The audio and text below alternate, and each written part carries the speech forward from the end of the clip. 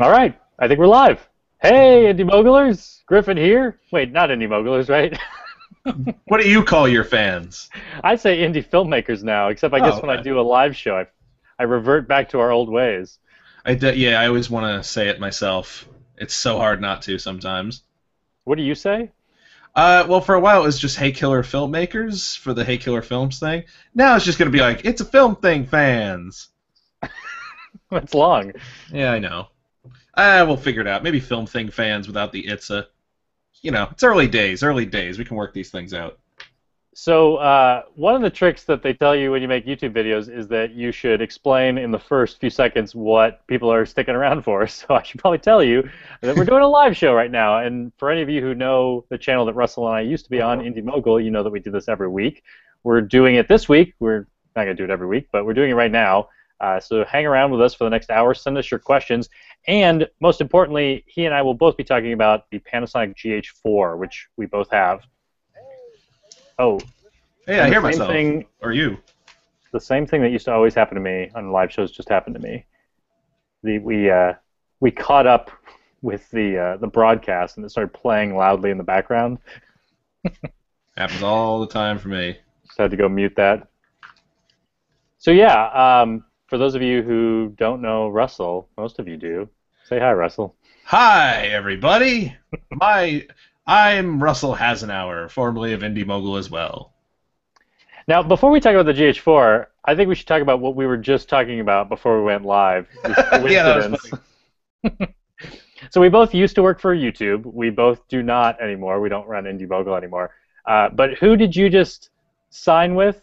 Wonderful network called Collective Digital Studios. And what does that mean that you signed with this network? Well, what does it mean? For people who don't know what an MCN is. Well, it's hard for me to put into like I can't think of how to describe it, but you're basically it's the YouTube equivalent of you're on a network that you do. I guess you get promoted differently. You get certain. I don't know how They're to helping explain you it. out, right? They're helping me out. Yes, they're going to help grow the channel and give me access to certain certain tools that I will now be able to use to help make the videos better, and they just help the channel out in general, and help you get more exposure to grow the channel. It's a great network that I first heard about in Korea last year with Indie Mogul. I stayed with two guys who were on their network, Just Kidding Films, who are now at 1.1 million subscribers, and they had a lot of great things to say about about that network. Well, hopefully that happens to you. It would be nice, right? I'll settle for 1.1. So Collective Digital Studios, they have, I think, somewhere between 500 and 600 channels that they represent. Some of them are Freddie W. and Corridor Digital, Rhett and Link.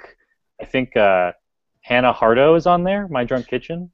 Yeah, and there's some others that are like Dane Bow and Annoying Orange, and what's that? Oh, Fred. Oh yeah, Fred. Yeah, I don't know his last name. Fred So, Ficklehorn. so their latest channel is you, and then I don't know why I'm burying the lead so much, but I also signed with them last week. Yeah.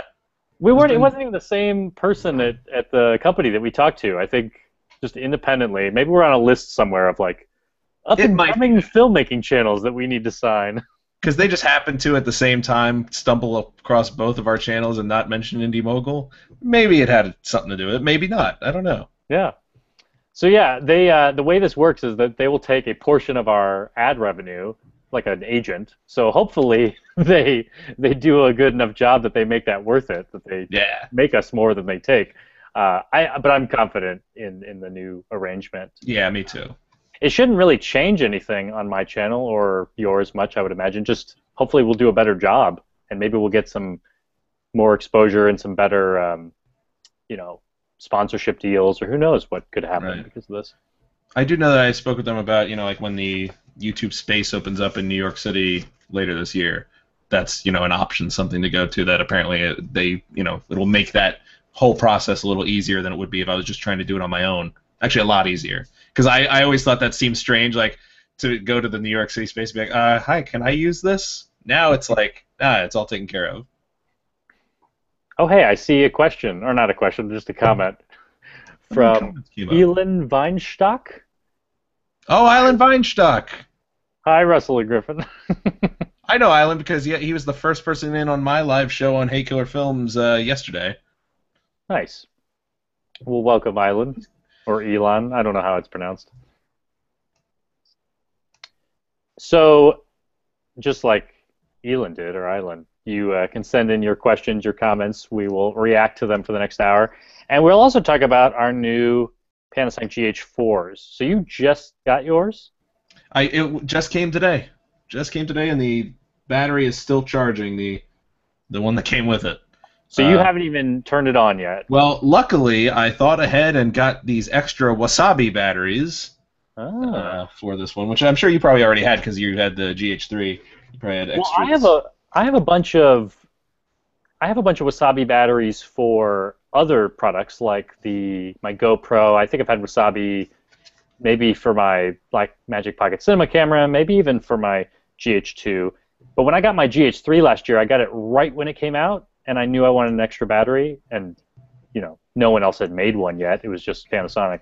So I bought the expensive Panasonic one. Wow. But I think you will find, so you're upgrading from the GH2 to the GH4. You're skipping the GH3. Yeah, big jump. You will find, so far I need to do some more tests, but so far the GH4 seems to be running off batteries about the same as the GH3. It doesn't seem like it's sucking them down too much faster. But the battery life on the GH3 is awesome. These batteries, I love how big they are. And it also just seems like a really efficient camera. I can shoot like an entire day on one battery. Oh, awesome. Easily. I can go multiple days if I'm not shooting like every second. It seems like it lasts forever. Well, that's good. That's good. I was wondering about that. I was thinking of maybe trying to do something also where I'll run the camera off the regular one and the Wasabi one, compare how the battery life is on that, just to see how it is. I guess just like an eBay listing where we talk about a product, we should probably show the product to prove that we actually have it. Oh, yeah, good point. I'm switching lenses right now from my GH3 to my GH4. I just got done doing a bunch of side-by-side comparison stuff. I got done doing my unboxing video. What lens is that you have on there? This is an Olympus brand version of the 14 to 42 lens that would be considered the kit, but I got it used for $40 on Amazon, and it's a great. I'm looking forward to using it because it's not exactly the same as the other one. It's actually smaller. It's only got a 37 millimeter, lens. The threads on the end. It's very small compared to the other one. But I'm looking forward to trying to use the cheapest lens I could find to see how it does under that, because I see so many videos come out like beforehand when they had the beta ones that were sent out to people over the last couple months, and they're all like, look at this wonderful $3,000 Cine lens that I used, and look how great it makes it look. And it's like, yeah, of course that's going to make it look good, but let's see how it looks on here also. Yeah, I've been today, as I've been running around doing some side-by-side tests, I keep wanting to shoot like the most beautiful shot I can, but then it's like, no, I don't want to make that kind of video like everyone's making. I want to make a very scientific video where I was actually trying to get some ugly stuff. I was trying to get moire to happen on the camera. And yesterday or 2 days ago when I uploaded cats in 4K, I was kind of thinking the same thing. Like, I really just want to see what does this look like if I just start rolling? And I don't want to just only awesomely light it and always have it on a tripod and always try to do the most beautiful shot. I want to see how does it hold up to normal shooting situations. Yeah, when you just have to grab it and go. I can't wait to try out the 96 frames per second. I added a few ideas of what I wanted to try for that already. So here's something, just a weird little thing that I discovered today about the variable frame rate. Well, one, I was wondering, does it really work? Can you really shoot 96 frames? And it looks like you can. You don't get any audio when you do it. Oh, okay. Which is, I guess, okay. That's not a big deal. Usually, if you're shooting slow motion, you're not going to... The only reason you would ever want audio is if you're shooting to maybe have slow motion, but sometimes you don't want it. Maybe you just want to drop out some frames and display it at 24. Right. And if you're recording to an external recorder anyway, you can always do the, clapboard and match it up to that, so it's not a huge loss. But here's the weird thing that I don't like, and I don't understand why this is the case. I was trying to do some side-by-side testing, so I had the GH3 shooting 60 frames a second, the fastest it can shoot. I had the Panasonic GH4 in 96 frame mode. It's kind of weird how you have to turn it on. You have to go to like a very specific video mode and then go to a separate setting and say variable frame rate, change it from 30 or 24 up to 96. Right. And when you do that, you lose sound and you also lose autofocus. Oh, really? Which I don't really understand. I mean, I understand maybe you can't use autofocus while you're shooting because it's just too many processes and it's doing a lot of work doing 96 frames. But I don't know why I can't focus beforehand. That is strange, but again, luckily it's one of those things. I thought it was a bug or something, or I thought I had a setting wrong, but I looked in the manual and sure enough it says, nope, when you are in variable frame rate mode, no autofocus. All right. I don't even know if I have any lenses at the moment that have autofocus. I don't know if that'll affect me. Maybe this one does. It's not even that I want continuous autofocus. That's actually something I turn off on my camera. Oh, okay. I don't want it to focus while I'm rolling. I just want to be able to like point, click. Touch the screen, do that. Yeah, just get it in focus when I start the shot. So that's kind of weird. Let's see if we have any questions we should tackle or comments we should throw up on the screen. Well, Lucas is here, big Indie Mogul fan, and is happy that we're making his whole boring day awesome. And oh, good, they finally. Now I have some comments. They weren't updating since the first few. Yeah, it's funny because Russell and I. It's been a while since we've done this kind of live show, and we've noticed there's some things that are the same, and there are some things that are just completely different already. But one thing that always stays the same is comments are really slow to load. Yeah, they really got to get on that. Well, let's see. Actually, I think it just updated for me. I got new ones now. Lucas might be assuming this because that's how I do my show on my channel. If you're using Wirecast, we're not using Wirecast, unless you have it going on your end. I'm pretty sure we don't have that going. Yeah, I mean, Wirecast is really powerful, but sometimes it's just easier to just turn on Google Hangouts. It does the live switching for you, and yeah, it's strange. It says the stream is in HD apparently. It is or is not? Is not. Oh, it's probably me. I think my camera is limiting. It doesn't do HD. I don't know. This eyesight camera on my MacBook Pro. Mm-hmm. Justin Schwebel here says is wondering how we get the comments to appear on the screen, and that is just a basic functionality within Google Hangouts. You can actually install an app called the Hangout Toolbox. It's one of the default apps, and it's in there. You can see the comments. You plug in the YouTube video that you're on, and all the comments show up. Got one, Bradley Stern here, asking. He had a hard time using the GH4 when he got to get his hands on it at an event compared to a Canon. Do we prefer the ergonomics of a Canon or a Panasonic DSLR? Personally, I like the Panasonic better myself. Yeah, I was gonna say you had a Canon T3i, right? A T3i, and I'm actually selling it on eBay right now. If anybody wants to go find that. Now that I have two Panasonics, I don't need that as my second camera anymore. I've always liked this better, the Panasonic, the grip and everything. Yeah, I feel like, I don't have a lot of experience with other cameras, but I don't know how you could get a whole lot better than the GH3 and the GH4 when it comes to user ability and just ergonomics. It's a great camera and not hard to figure out how to use. Whereas anytime I've played around with Canons, they've been a little bit confusing for me. But I think anytime you try a camera for the first time, it's crazy confusing. I mean, here's the manual for the GH4. And this is just the paper version, which is how many pages? Let's see, 131. The digital version, because they can't fit everything about the camera in this manual, the digital version I think is like 500 pages. God. And I spent a serious amount of time last night or the night before reading most of it, or reading the stuff that appealed to me. Really? Wow. So yeah, I think one thing I'm going to do tomorrow, just because it's going to be quick and easy for me to produce, and I feel like it's important to people, is I'm just going to go through, and maybe this will help you, Russell. I'm going to go through all the menus and show you all the settings that you need to care about and what setting they should be on. Good idea. It'll probably be a 15, 20-minute video, but I think I've gone through and I've discovered what you need to know about the settings. Oh, good. That'll be very useful for me. Because there are a lot of new things they've added. So fortunately, it's a lot of great things from the GH3, but some things they've fixed and some things they've added. So yeah, if anyone has any GH4 or GH3 or really any filmmaking questions today, send them in. I think I'm just going to go over to the actual page because the actual YouTube video. Yeah, comments are taking a while. You know what? I got a. Oh, it says Thomas Litke saying this video is unlisted. Apparently. Well, how do they even find it then? I know, right? Well, I put the link up on the Indie Mogul Facebook, got on mine, and tried to get it out there. Oh, and I guess I posted it. Here, let me check something real quick. I tried to add a. Let's see if it shows up in my videos.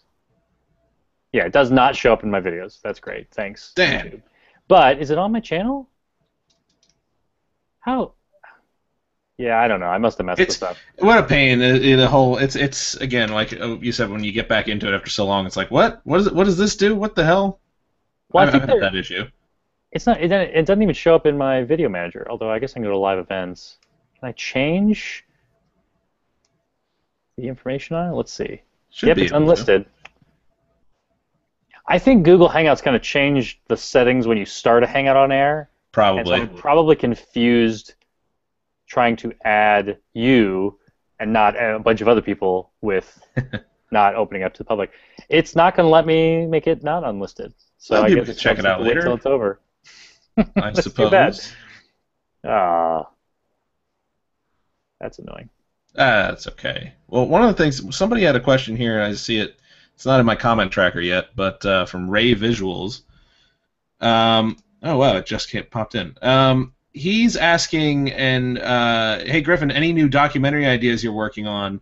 I want to say normally we kind of had talked about maybe hoping to get to do this like once a month or every other month, but you had a hell of a busy month last month. I saw all your posts on Facebook. You were all over the place. Yeah. Sriracha. Yeah, for like a month I was at festivals in.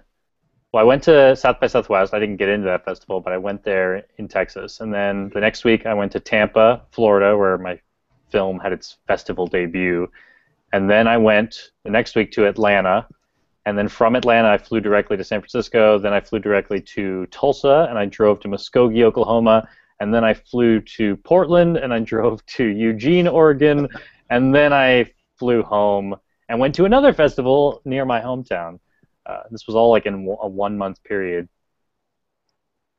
You had how was that whole experience? Because it was a whole it was a lot of it was happening. It was cool. I feel like I still need to make a video that's like my recap film festivals in general video. Oh, I'd love to see that. Just like something following you throughout that month would be great. It's like every festival had something that was really great, and also something that was just like, really, how did this happen? What's one example? One example. Like I'll say one example is the Food and Farm Film Festival in San Francisco was the biggest audience I've had for a festival. It was 220 people. It was completely sold out. They were loud and fun, and they loved food, and I mean, it was the best on-screen experience and reaction from the crowd I could have possibly wanted. And then just to be able to say it was sold out in San Francisco was really cool. But like many festivals, it wasn't it was actually a pretty good screen experience, but it wasn't perfect. I think the projector was just slightly out of focus, just barely. It's like those are the sorts of things you notice when you've watched your film a million times. I think I actually watched the rest of the films leading up to mine thinking their focus is a little bit soft like these other filmmakers. And then when I got to my film, I was like, nope, it's everyone. It's the projector. Oh, that sucks for the people having stuff shown. And then for some reason, this was the only festival that didn't do a filmmaker Q&A afterward, which I kind of understand why they didn't. I think that they're very focused on it being a fundraising event. I think they probably just lost sight of the fact that that's what film festivals do, is have the filmmakers come up and talk about the films, and I think a lot of audience members enjoy that. So I felt a little weird leaving the theater with the rest of the audience, just like no one gets to know I'm here and talk to me. Did anybody notice though? Because you appear on screen, so like, did anybody say like, "Hey, you're the guy"? Oh yeah, there was an after party and people came up to me and talked to me, but I just felt like it was kind of a missed opportunity for me to meet the other filmmakers that were there because I kind of had to like discover them in the after party, and I didn't meet all of them. I didn't know who all of them were. I didn't know if most of them were even there. So I just thought that was a little weird. But this is a new festival. They're only in their second year, and I've been meaning with all the festivals. I have some feedback for all of them. I've been meaning to share that, so I will. Very cool. But yeah, every festival was like amazing and something that was a little bit disappointing. I mean, that's just the nature of life, I guess. Right. Well, now, to go back to Ray Visual's comment, do you have any? Have you thought now? I know I asked you this months ago, but now that you've had the whole experience and it's gotten out there, have you thought about what you would do next? I do have some ideas, but nothing that I'm like.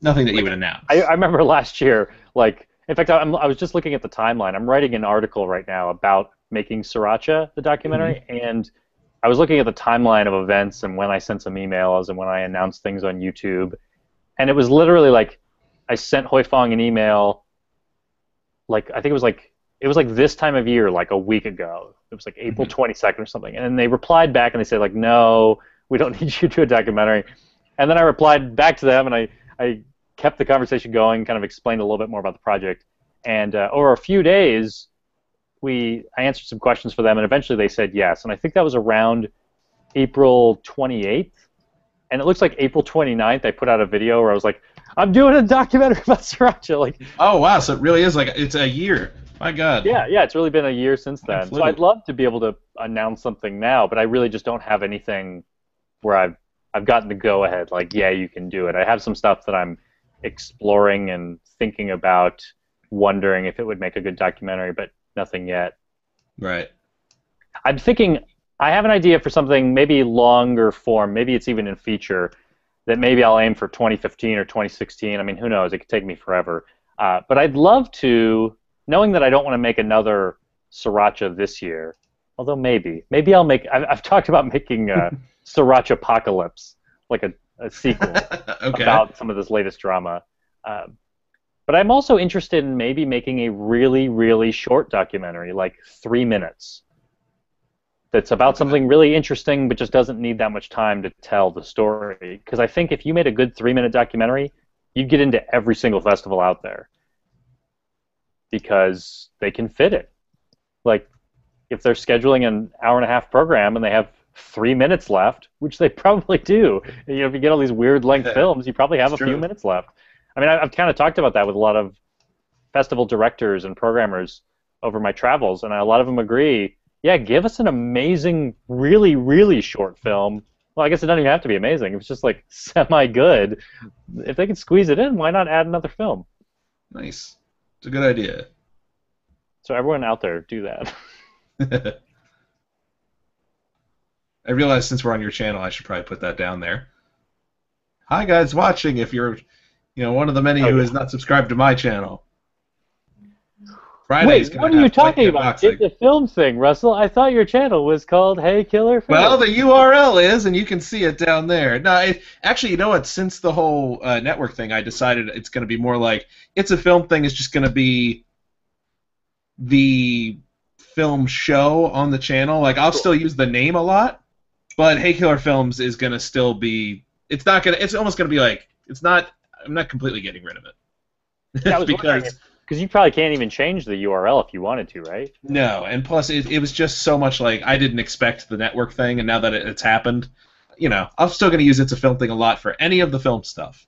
But the channel, I'm still gonna stress that as the name when I can. Cool. Oh yeah, and this Friday, people, my unboxing video is gonna be called An Extremely Bitter Unboxing of the GH4. Why is it bitter? I shot it today. Well, you'll see. It's funny, I think. I hope people find it as funny as I did.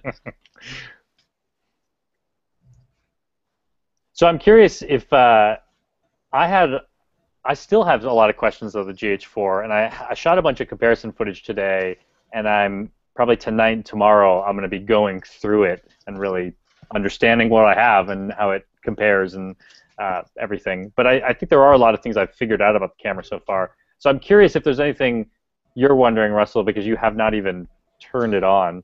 Or... You know, the big thing I'm wondering, especially after seeing what you've shot and knowing that you used, some of the memory cards that I was told, or at least I heard, and I got one of the new Speed Class 3 memory cards. I'm interested to see what the difference is there. I got one of the. You really need that kind of card. Yeah, and I know that there's a 200 megabyte per second all-I 1080p mode. 200 megabits per second. Yeah, I'm glad you corrected me because I always get that stuff wrong. I get them. I say the wrong thing a lot too. I'm interested to see if maybe that's the mode like you need these kind of cards for, because I saw your stuff and it looked fine. Did you have any issues? Did it ever cut off when you were doing anything at a higher bit rate? Not yet. And so I knew going in that the new Panasonic GH4 would record at 200 megabits per second, which is 25 megabytes per second, because there's 8 bits in a byte. But I assumed it would do that in 4K, right? I mean, that would make sense, but that's not the case. It actually does 100 megabits per second in 4K, and they've saved this higher bit rate for the 1080 mode, which would be interesting to try.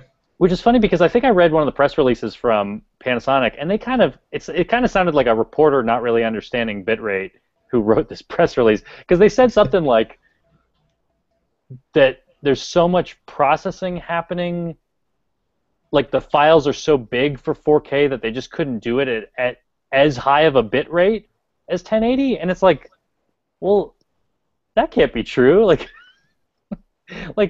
bitrate is just the size of the file, and if it's 4K, then it should be big, right? I mean, yeah. I don't really understand why. Interesting. But maybe that's the reason. So yeah, let me look in my camera right now. You guys can actually watch as I do a test, because this is one thing I want to try.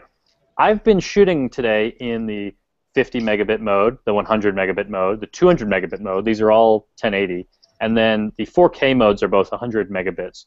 So let me turn on the highest bit rate, 1080, 200 megabits, and I'll start rolling right now.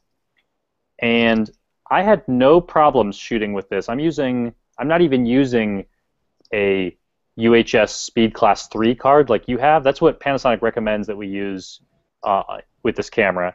Right. I'm using a Speed Class 1 card, which means that in theory, well, I know a Speed Class 3 can get up to, it should be at least a sustained 30 megabytes per second. This one, I've done some tests, and it seems like it can do 40. So I don't know why it's not a UHS 3 card. This is the SanDisk Extreme. It says 80 megabytes per second on the card, but that's not what it can do sustained. Yeah, I'll probably get something wrong in this. All I saw that the difference was, at least when I was researching these things, was that it never drops below 30 bytes per second. See, this is what's confusing. Is the SD cards usually talk about their speeds in megabytes per second, which are the bigger ones, and cameras and video, we usually talk about megabits per second. Probably just because it used to be that cameras couldn't do these really high bit rates, so we just picked a smaller number, or a bigger number to represent smaller numbers. But yeah, now it's confusing. Yes, it is. So one of the reasons, so actually, what's interesting is like I shot a bunch of 100 megabit stuff in 4K, and then looked at the files, and really I'm getting 80 megabits, and that's because there's always compression happening. It's a variable compression. It's a variable bit rate. So when I do a shot like I am right now, where I'm not moving the camera, most of the things in the shot are not moving very much, so it's easy for the camera to compress it a little bit farther than 100. I mean, 100 is really like the maximum bit rate. So right now, we're probably getting much lower than, well, right now I'm shooting in 200, but we're probably getting much less than that. So here's what I'm going to try to do to really stress this thing out. I'm just going to start shaking the camera. Now there's no way. Now, I mean, no way that we're getting very good compression. So it's just like, I got to be maxing out the bitrate right now, right? Because it's like a different color and shape and light in every frame. We're still rolling, though. I'm doing the same. So you're rolling right now on but I you have the am. card that should be able to handle it no matter what, right? Well, that's what I want to see now. Like, let's see your card versus mine. Let's see if yours performs better, if mine does, if there's any difference whatsoever. It's funny, I've been doing tests all day, and I'm glad that you guys get to see one of them. This actually would be a pretty good rolling shutter test, too. That's another thing I did today, and I just need to look at the results. Yeah, I mean, I don't know how the GH3 was, but this, at least on the monitor, looks a lot better than the GH2 did. I'm probably shaking my camera more than I need to. I've calmed it down a little bit so I don't break it. Yeah, but so far so good. I'm recording for 3 minutes here. In the highest bitrate mode. I don't know what else I could do to stress it out some more. My 64 gig card can hold about a little over 20 minutes of this footage. Oh wait, I'm not recording. There we go. See, I'm not used to this camera's recording button yet. So you're not even recording the whole time? No. But now I am, so I'm going to do the same thing. That beep that happened when you started the shutter, that is one of the many settings I will explain tomorrow how to turn off. Ooh, good. I had it set to silent. That's strange. I've actually discovered in the settings there are several silent modes, and they all do a different thing. So that may be why. Earthquake effect. There we go. Oh, this is fun. Let me see if that gets across. No, too bright. Damn it. So thank you all for bearing with me while I discovered one of my research questions about the GH4. Seems like, well, let me pull out the card I'm using. It's still an expensive card. It's the, like I said, SanDisk Extreme, and I don't know why it's only listed as a speed class 1 when it apparently can do, well, I know that it can do 40 megabytes per second because I've tested it. I think that it's a minimum write speed is, I believe, the big difference. I think it never drops below 30 megabytes per second. Right. Yeah, that's what speed class 3 means. And they say it they worded it like ahead of time, like you need this because it can never drop below 30 megabytes per second. But you seem to be doing just fine. Well, and mine in my testing seems to have a sustained 40 megabytes per second. So it seems like it never dips below that. So I don't know why. I guess it could. Yeah, maybe it could. I guess because it's possible, because I think it's like 15 is the minimum that it can drop down to. Can't remember. I don't know. Oh, new stuff that has to be learned now, of course. The other thing I'm trying to figure out, I shot a lot of stuff today in 4K compared to my Panasonic GH3 in 1080, but then I'd also shoot the same thing in 1080 on the GH4. I want to see like which looks better if I'm editing in 1080. Should I really be shooting in 4K to down-res it, because will it look even better? And actually, I think my preliminary results say yes, it will. And other people have said that too. I don't know if I want to shoot in 4K all the time, just to have to deal with those big files. Well, shouldn't the file size be comparable? At least because it's going because of these bit rates, yes. I'm used to my hacked GH2, which was already shooting at 100 mega per second, and I'm already used to that. So I'm thinking I'm probably going to get the same file sizes I was already working with. Yeah, you should. Yeah, because the bit rates are the same. If I were shooting in the 100 megabit 1080 versus the 100 megabit 4K, it should be the same file size. But there is a 50 megabit 1080 on the GH4, and then there is also some lower settings too. You can shoot in even lower bit rates if you want to get more video on the card.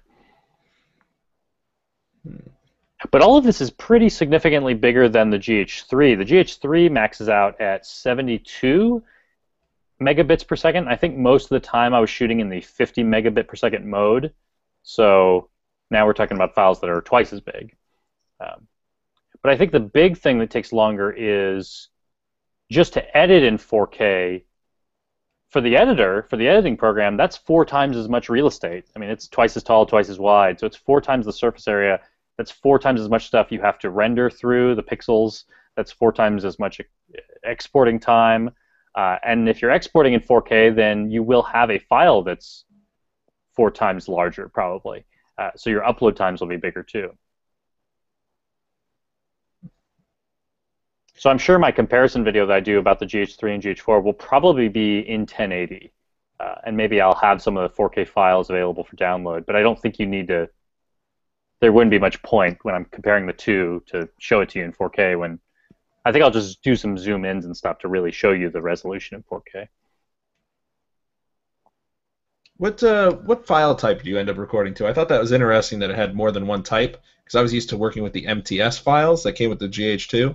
Right. Well, yeah, that's the thing about the GH3 and the GH4. They added MOV, which was beautiful, because then it's not messy like MTS files are. MTS files can be weird sometimes. They have a weird file structure, but MOV files just straight off the camera work just fine. They're easy to import. That's what I use. Okay. Ricardo Reyes wants to know if this is a Q&A. It is, although we haven't answered a question in a while, so let's see what we have here. With our secret audience that discovered this unlisted video. Fortunately, it'll be public when it's over, I guess. Can't believe we messed that up, though. Oh, it happens. Let's see. Tim Dobson wants to know, does the GH4 still have the DSLR 15 to 20 time limit on recording a single video file? No. And really, you're probably thinking about the well, in Europe they would stop DSLRs at 30 minutes, which I don't think this camera. Actually, this camera might have that problem. But you can switch this camera between PAL and NTSC and cinema mode. This is actually a new thing with the GH4. They didn't bother making a PAL version and an NTSC version. They just made one version. Did you know that, Russell? No, I didn't. So actually, that's both in there? That's one weird thing that I discovered on the GH4. One of the settings you'll probably want to do is it's somewhere in the setup menu. It's called system frequency, and you have to choose, do you want your camera to shoot NTSC, PAL, or cinema? Huh. And the annoying thing about that is, like, let's say you wanted to shoot in 60 frames per second and not in the variable frame rate mode, you actually want to get audio. You'd have to change it to NTSC, which can support 60 frames. Whereas if you want 24 frame stuff, well, I think you could shoot 24 frame stuff in NTSC, but if you want progressive 24 frames, you have to go to cinema mode. And the real reason you would go to cinema mode is because it can actually do a slightly higher res 4K in cinema mode. It does like true cinema 4K, which is 4,096 pixels across. Right. Whereas if you shoot in NTSC mode, you're getting UHD, the television standard for 4K, which is 3840 pixels across, so it's a little bit slimmer. It's actually, I think that's 16:9 though. It must be. I think the cinema 4K is just like a little tiny bit wider. But if you want that, you have to change the whole system frequency on your camera, which makes the camera shut off. So it's not something you can like easily. You can't like just switch modes real fast. You kind of have to pick what you want to do for a shoot. But it took me a while to discover that, because in the menu it kept talking about this higher res cinema 4K, and I was like, how? Where is it? I don't see it. So to answer your question, Tim Dobson, this camera doesn't have any recording limit. Maybe in the PAL mode it does, because that's a PAL thing. It's a tax thing in Europe. But no, I think if you put it in the cinema mode, you could shoot forever if you had a card big enough.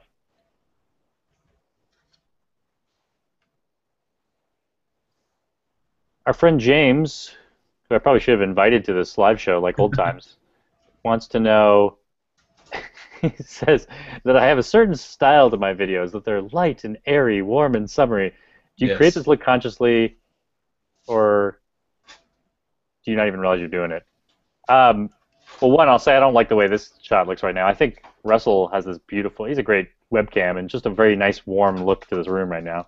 Yeah, it helps as painted orange. Yeah, yeah, that'll make things look warm.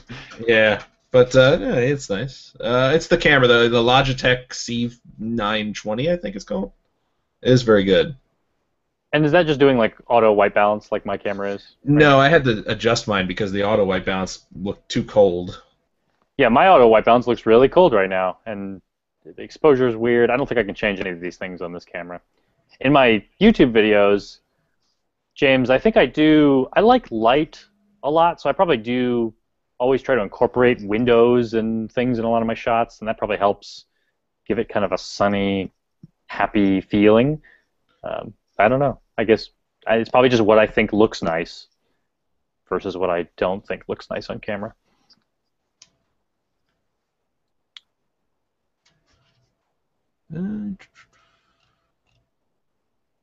Life Video Productions wants to know, based on my film festival experience, what should you do to get into film festivals? Like if you've never done it before, or tips on ideas that would work. Well, I think you should tell the story that you want to see. Like, I don't think you should worry too much about the audience or what festival you're going to get into. Just make the film that you want. Because I feel like a lot of the films I see in festivals are doing something really unique and special, and you could tell that the filmmaker is passionate about the story they're telling. And they're not even always the best technical films. I think they're trying something. You can just tell that they care. So do that.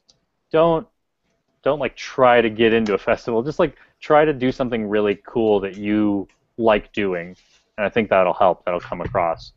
And then keep it as short as possible. I mean, like I said earlier, if you can make a great 3-minute film, your odds are way better at getting in. That's if you want to make a short. I guess if you want to make a feature, don't make it as short as possible. Make it whatever length is good to tell your story.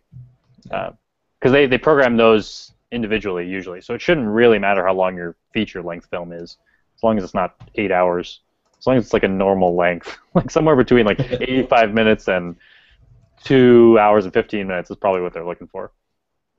And then there are film festivals that are niche, like there are documentary film festivals, there are food film festivals. People do love food films right now. I think that's helped me out. So you can also try to find the festivals that fit your film specifically. I was pretty amazed how much of a thing that was, that there's the whole thing devoted to it. The food film festival? Yeah, food film festival.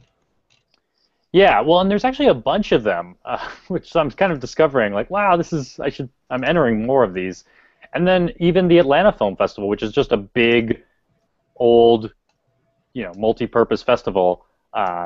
It's a great festival too. It was really probably my favorite on the circuit.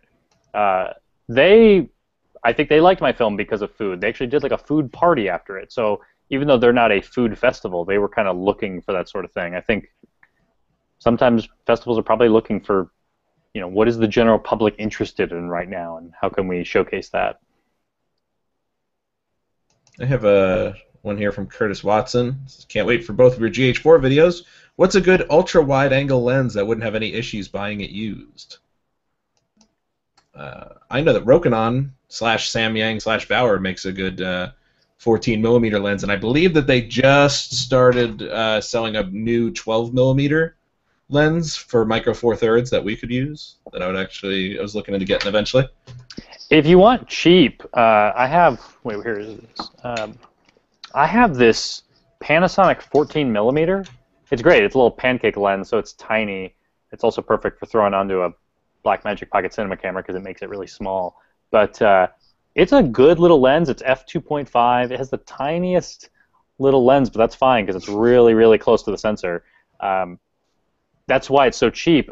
I think it retails for $300, but I bought mine for $150 new on eBay, like directly from Japan or something, or Shanghai. That's about what I've seen those for. So yeah, you can find these lenses for real cheap, and it's a beautiful little lens. I used to use it a lot before I picked up what is a much more expensive lens. This one that I shot my whole documentary on. It's the Panasonic 12 to 35mm. It's a $1,000 lens. When I was looking last year, you couldn't even find them used. They're pretty new lenses. If you can find one used, I'd buy it. I mean, it's a good lens, and if you could save a few $100, that'd be great. But it's a wonderful lens. It goes down to 12mm, which on micro four thirds is pretty wide. I don't know if you'd call it ultra wide though. I've actually been curious about picking up something like super kind of like fisheye wide. Like I think there's a Panasonic 7 to 14mm. Yeah, I've heard of that one. But it's f4, and it's like $400 or $500. So I just kind of wonder, like, how happy would I be with a lens that's that dark? I mean, that's not that dark. I mean, and actually the GH3 and GH4 seem to do really well in high ISO, so maybe it'd be completely fine if you don't have perfect light.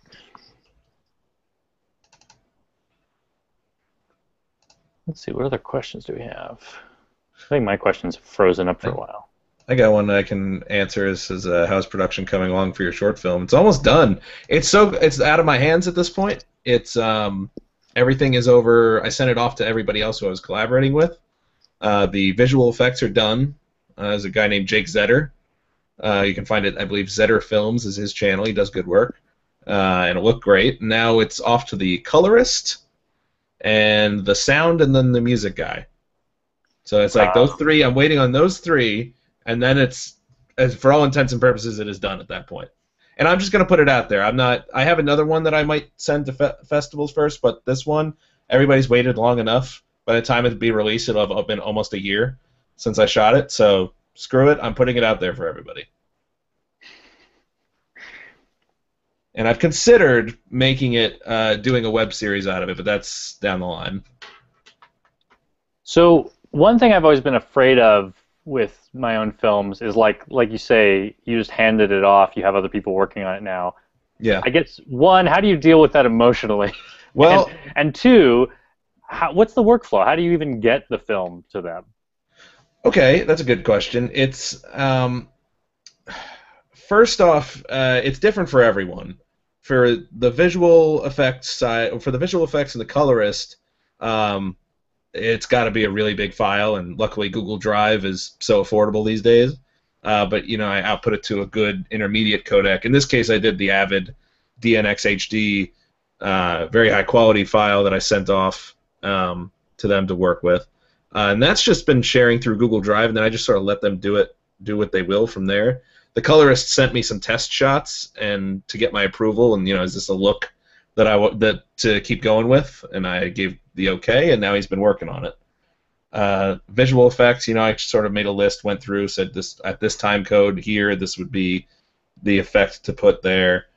The sound is a whole other issue where there's multiple steps to it. You have to export an XML file for him to work with. You have to do what's called a 2-pop, which I learned about from the sound guy, where you have 2 seconds of blackness before the video. You start the time code at 59 minutes and 58 seconds, so that right at the hour-long time code, the movie actually starts. I don't get that extra hour thing so much, but it's interesting. It's an interesting process that my sound guy has a whole video series explaining how to collaborate with a sound person Nice. that I did link to on an Indie Mogul video way back in the day. So it was very useful. But I don't mind sending it off to people. It doesn't freak me out, because one of the things I hate about, I love editing the stuff I do, but one of the things I hate is not being able to separate myself from it. And the more I actually like the idea that there's elements in there that I'm getting to discover for the first time, whereas I can't watch the movie objectively. I can at least look at the way it's colored objectively. I can look at what they do with the music, the sound, and enjoy it on that level. I actually kind of like it. It's fun. Nice.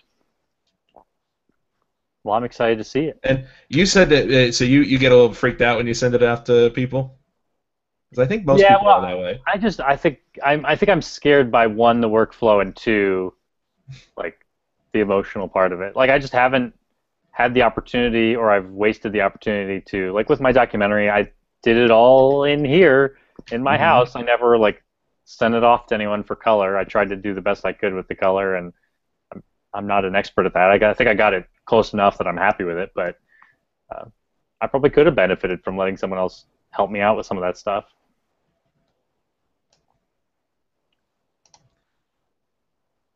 Ricardo Reyes notices that the lens I was just talking about, that little tiny Pancake lens, when you put it on the Blackmagic or the Pocket Cinema camera, it doesn't realize that it's 0.25 or 2.5 f-stop. It says f2.8.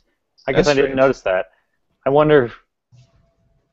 F2.5 is probably a third stop. It's probably an awkward interval from 2.8. So I wonder if that's funny. I guess it's kind of wasting some aperture if it's not letting you go down. And then Joe Kidd has a hilarious comment. Joe Kidd, who used to always be on our live shows on Indie Mogul, says that he went to school one day and a random guy comes up to him and said, if he was Joe, who used to be on the Indie Mogul live show. Oh, that's awesome. I hope that I actually it's gonna be so. We gotta. I wish we could have him on again someday down the line if we do one of these just to catch up. I feel like he was at that age where now like we catch up with him all these months later, and he's just like, "Hey guys, how's it going?" And a lot just older looking. Like, wow, I remember when he was a kid. I think it's funny that I've only been recognized once in my hometown, so Joe has actually tied me now for number of public recognitions in your hometown. I got recognized once in the area. It was a great adventure. That was it. So here's something that's funny, Russell, is remember last year when we went to South by Southwest together, like Yes. we actually had a bunch of people recognize us, right? Mm-hmm. It's like when you go to the right environment, when you go to a bunch of where there's a bunch of filmmakers, then people actually know who we are. Yeah. And this year I went and it was like the same place. Like last year we kept getting recognized around the Paramount Theater. Yeah. Like that happened more often there than anywhere else, or in that little like bar, like Stephen F's. I think that's like up near the Paramount. Yeah. So same thing this year. Really? When I went to those two places, that's where I always met Indie Mogul fans. And That's awesome. this funny thing happened to me where in like 1 hour I got recognized 4 times, which was like the most has ever happened to me. And so it started to get to my head a little bit. I think like I was starting to get like, okay, I'm a celebrity now. Like people are coming up to me. And so then this woman comes up to me and she taps me on the shoulder. And I started to turn, and in my brain I'm just thinking like, yes, another fan of Indie Mogul. What would you like to say? And she was like, excuse me, sir, I just need to get past you. And I was just like, oh, like I was thinking too much that I was awesome and a celebrity, and she spoiled it. Brought you back down to earth. Yeah. But then the opposite, kind of the inverse thing happened when I was at the Gasparilla International Film Festival in Tampa. They had Jason Ritter, the actor. He was in several of the films at this festival. He's the son of John Ritter. He is on the show Parenthood, I believe, which I don't watch, but he was in a couple really, really great films. He's really good on camera at this festival. But for the opening like gathering in this theater, it was just really super crowded, and he's standing in the middle of this lobby, and everyone's crowded around him talking to him. But there was a lull for a second where I've noticed people do this with celebrities. They'll like go up to them and they'll talk to them for like 2 seconds, and they're like, sorry to bother you, and they'll run away. So like there's this moment where Jason is just standing there and no one is talking to him, and he's just kind of looking around like, okay, who's next? And I really did need to get past him, and it was really crowded. So as I'm walking past him, I kind of had to like tap him on the shoulder and like move him a little bit, and he was like, I could feel the same look. He started to turn around like, yes. And I was just like, excuse me, sir, I need to.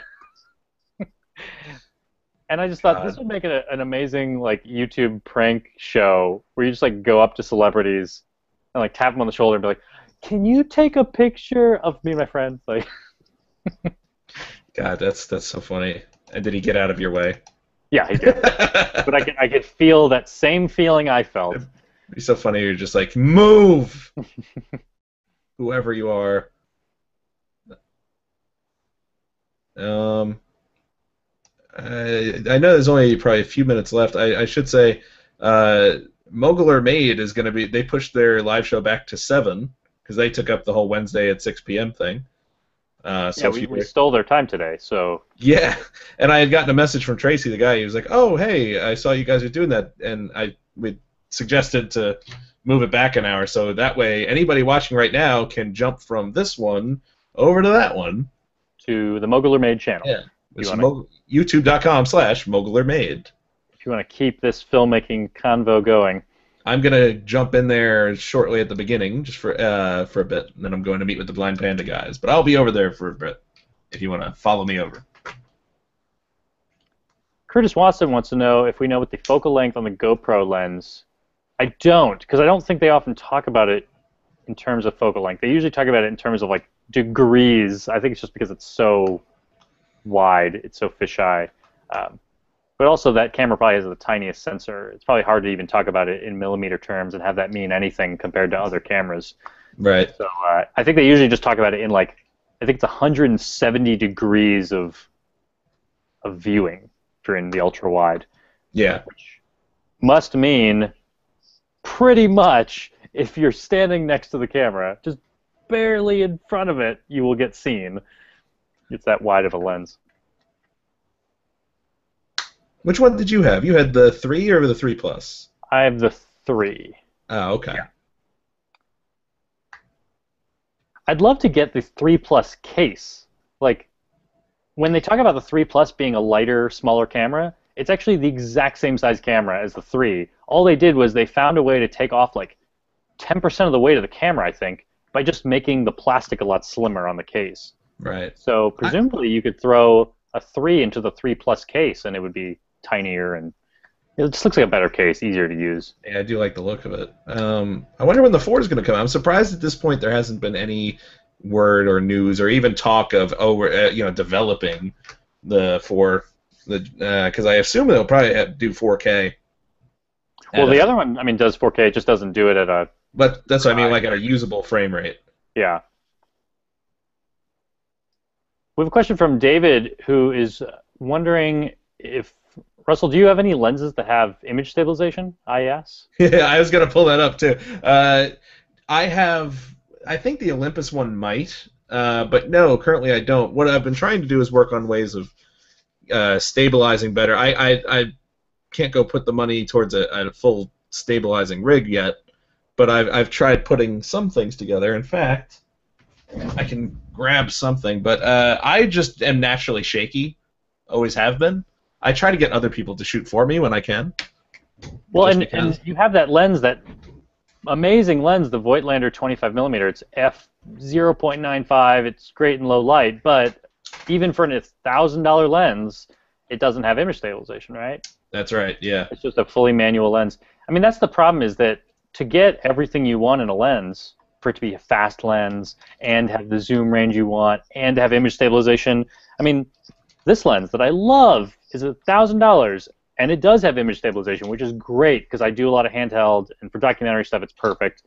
It also has a great aperture f2.8 constant, but the downside, there's always something, unless you're going to spend $1 million on a lens, is 12 to 35, which is close enough for an interview and not close enough for anything else. I mean, you can't take this to an event and get a close-up. It's not a telephoto lens. Right. So I think there's always just some trade-off. So yeah, you get an amazing, some of these lenses you have, Russell, it's just impossible to have image stabilization with them. Yeah, and that's why this particular thing, I just had to put some part back into it. I was trying to get like a cheap stabilizer out of stuff that I already had, and I came up with this, the cheapest possible, the bar here that comes off, that you normally, I guess, would put a light on. I put the Rode mic on there. Yeah. I just took 2. This is a little bit more expensive, the pistol grip, but I can just take 2 mini tripods, put them on both sides of it, and then I get a little bit more of stabilization than I normally do. Because whenever I grab the actual camera, it's a shaky mess. Yeah. But yeah, I like this little thing I came up with. It kind of works like a fake rig. I should probably get a longer one of these to make that a little bit more stable. But for now, it's much better than what I was doing. Well, and everyone who shoots with prime lenses should probably realize that, like, it may not look that shaky on your LCD, but it's pretty shaky because there's just nothing stabilizing it. A lot of prime lenses don't have image stabilization. Yeah. So if yours doesn't, make sure you're locking your shots down on a tripod, or at least trying something to stabilize it. It probably helps if they are wide prime lenses, because then you don't notice the shake as much. But if you're using, like, I have a 30mm prime with no image stabilization, it's really shaky. Yeah. Well, I think that's the end of our hour. Let's see, is there anything else we should mention before we go? Any more questions that just need to be tackled? I didn't see any, but I did see that Joe mentioned he was also recognized at another event, so he's not counting our film festival things, he's ahead of us. Yeah. Well, I apologize that this was unlisted. We'll fix that next time we do a live show. We're not planning on doing this every week, but I really did enjoy this, Russell, and we should it was great do to get another to one catch up soon. with everyone. Yeah, and maybe like once a month, every other month, if we get really busy. Yeah. It'd be good to catch up with everybody, let them know what's going on. And for anyone who joined late, this whole video will be on the channel shortly, probably just within minutes. Public, I will change it to public, and you can watch the whole thing through. And definitely check out both of our channels over the next few days because we have Yes. GH4 videos coming. Yep. Subscribe. And head on over to Mogulermade, youtube.com/Mogulermade. I'm going to be on the live show mere minutes after we get off of here. Yeah. So yeah, let's hang up and you can do that, and I'll go make this public. Sounds good. It's good talking to you, Russell. Good to talk to you too. Goodbye, everybody. Bye. Bye.